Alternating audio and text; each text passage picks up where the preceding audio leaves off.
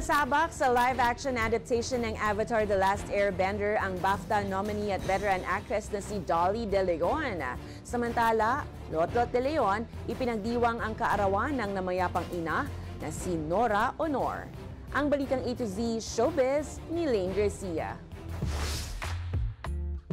Philippine Representative! Matapos maging one of the 9 perfect strangers, may panibagong project na naman ang international and award-winning actress na si Dolly De Leon. Kabilang lang naman ang ating very own Dolly sa bagong cast ng live-action adaptation ng Avatar The Last Airbender para sa ikalawa at ikatlong season nito. Inanunsyo yan mismo ng aktres sa kanyang Instagram.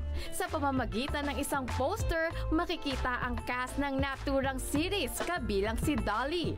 Gagampanan ni Dolly ang karakter ni Lo at Lee ng Fire Nation, ang kambal na advisor ni Azula.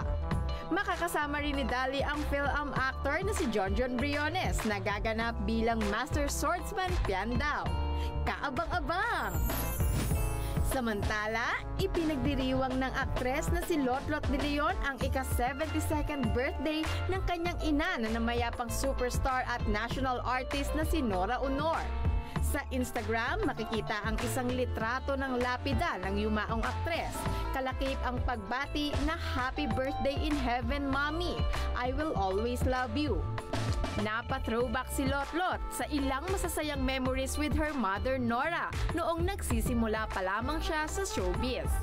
Isa na dyan ang Lotlot and Friends na umere. 4 na dekada na ang nakakaraan na ayon kay Lotlot ay kauna-unahan niyang show. Kwento pa ng aktres, ang kanyang ina ang nakaisip ng title at concept ng kanyang variety show.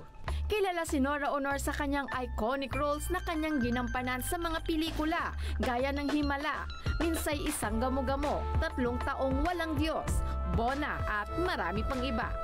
Isang patunay na ang kanyang husay at galing ay patuloy na kikilalanin at mabubuhay hanggang sa susunod pang henerasyon.